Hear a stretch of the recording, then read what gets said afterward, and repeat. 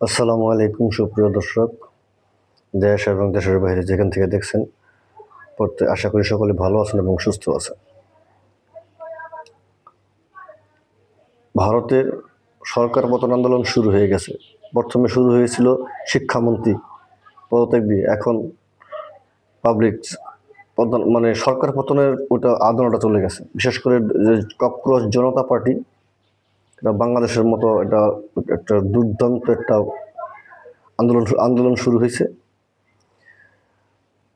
যে আন্দোলনটায় মানে তারা মানে পুলিশের এত মার, এত অসহ্য নির্যাতন করার পরেও ছাত্ররা এখান থেকে সরে যায়নি, পালায় যায়নি। ঠিক অবিকল বাংলাদেশের মতো, নেপালের মতো প্রবলেম। এবং এখানে যতটুকু শুনলাম, বিভিন্ন নিউজ চ্যানেলে শুনলাম যে নরেন্দ্র মোদী নাকি পলাইছে মানে সংসদ থেকে পালাইছে। এখন দেশ ছেড়ে পালাইছে কিনা জানি না। আর মোদিজি যদি দেশ ছেড়ে পালায়, তাহলে তার একমাত্র ঠিকানা ইসরায়েল, কারণ তার আশেপাশে কোনো বন্ধু রাষ্ট্র নেই, কেউ তাকে রাজনৈতিক আশ্রয় দিব না, অনলি ইসরায়েল, এছাড়া আর কেউ আমি দেখি না।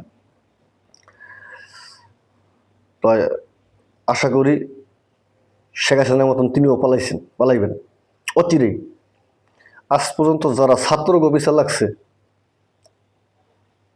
তারা কখনো সফল হয়নি। ছাত্রদের সাথে কখনোই লাগতে যাবেন না, এতে জানেন কি হবে?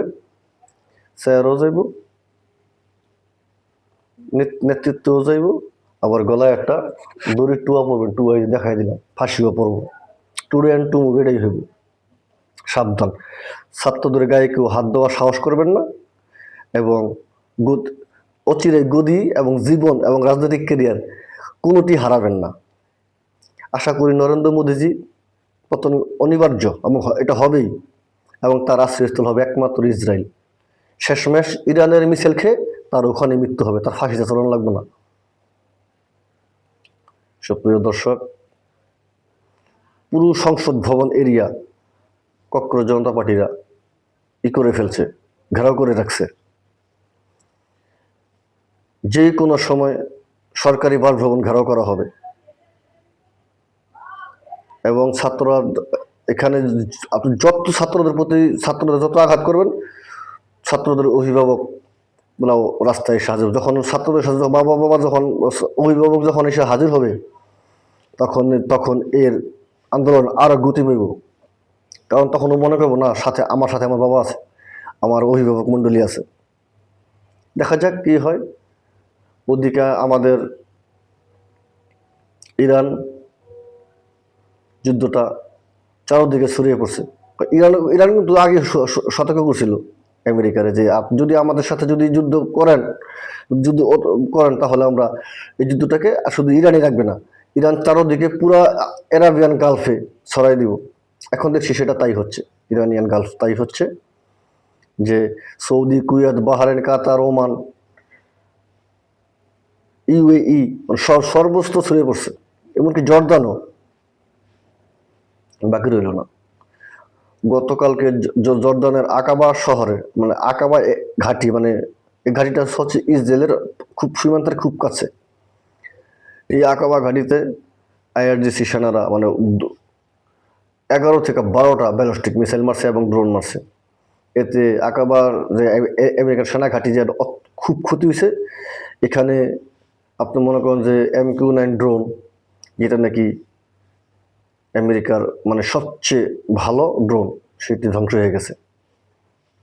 এবং কিছু পরিবহন বিমান, মানে সৈন্য পরিবহন করে, এগুলো অনেক বড় বড় বিমান, এই বিমানগুলো প্রায় দুই তিনটা বিমান নষ্ট হয়ে গেছে। দ্বিতীয়ত হইলো হচ্ছে আপনার যে ওদের একটা বিমান আছে যেটা নাকি আকাশে মানে যুদ্ধের যে কমান্ড সেন্টার, ওকে বলা হয়। ওটা আকাশে যখন উড়ে তখন ওটা মিসাইল গাইডেড, এবং নির্দিষ্ট মানে কোন জায়গা থেকে কোন জায়গায় আক্রমণ করতে হবে সেইগুলো ওরা করে ঠিক করে সে একটা উড়োজাহাজ, একটা কমান্ড সেন্টার, এটা জর্দানের মাটিতে ধ্বংস হয়ে গেছে।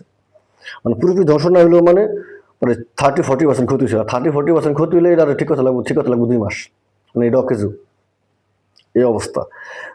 তো এখন আবার শোনা যাচ্ছে আমেরিকা ইরানে মানে গ্রাউন্ড ট্রুপার পাঠাইব।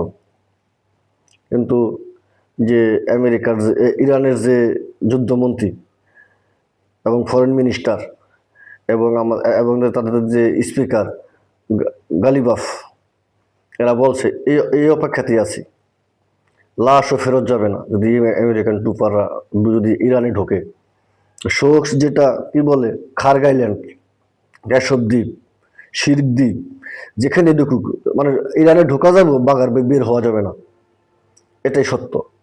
কারণ আল্লাহ পাক ইরানরে এমন একটা বেড়া দিয়ে রাখছে, ওইটা অদৃশ্য বেড়া, এটা প্রাকৃতিক বেড়া, এখানে এখানে ঢোকা যায়, বের হওয়া যায় না। চেঙ্গিস খানও পারে নাই। শুধু একটা যুদ্ধে, বড় যুদ্ধে হারছে পারস্য, সেটা হচ্ছে ইয়ের সাথে, কি বলে, আলেকজান্ডারের সাথে। না হলে পার্সিয়ানরা কখনো হারে না। তবে হ্যাঁ, তারা সন্ধি করছে, চুক্তি করছে, চুক্তি করছে। এবারও তারা চুক্তিতে গেছে, কিন্তু আমেরিকা সেই চুক্তিটা মানে নেই।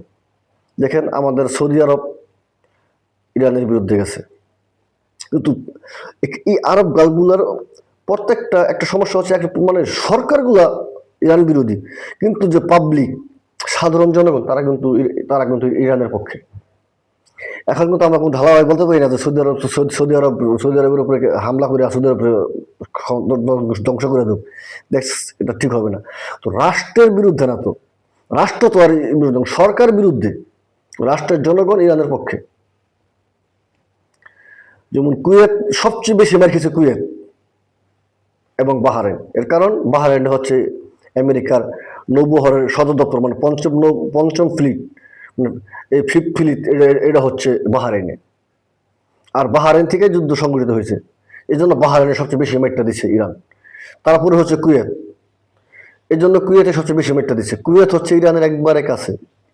ইরান যদি ইচ্ছা করে 4 ঘন্টার ভিতরে পুরো কুয়েত দখল করে নিব, কুয়েতে কিচ্ছু করতে পারবো না। তাই এটাও শোনা যাচ্ছে মানে বিভিন্ন নিউজে যে ইরান নাকি তাদের গ্রাউন্ডে সৈন্য পাঠাইব কুয়েতে। মেবি হতে পারে, ইরানের পক্ষে সব সম্ভব। ইরানের পক্ষে সব, যে আমেরিকার দাঁত ভাঙা জবাব দিতে পারে, এটা সকলে সম্ভব। যেমন বিশেষ করে হরমুজ, স্টার্ট অফ হরমুজ বন্ধ হয়ে গেছে। ইরান যেটা করে সেটাই করে। আমেরিকার বাপেরও ক্ষমতা নেই যে হরমুজ দিয়ে জাহাজ ঢুকাইব, কখনই না।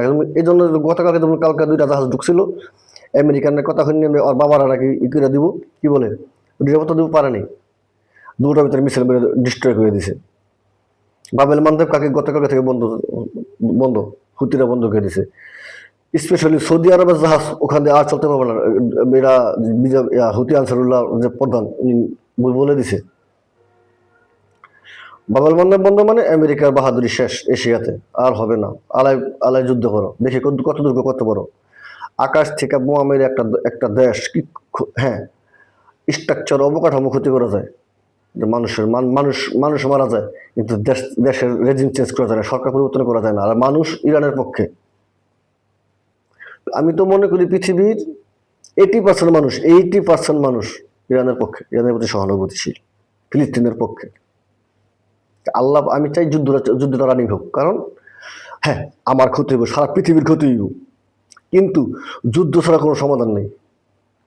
আল্লাহ নবী বলছে এবং আল্লাহ বলছে যে রক্ত ছাড়া স্বাধীনতা আসে না, একমাত্র রক্ত দিতে বলে স্বাধীনতা আসবে। আসসালামু আলাইকুম। ভিডিওটি বেশি বেশি লাইক, কমেন্ট এবং শেয়ার করে দিবেন।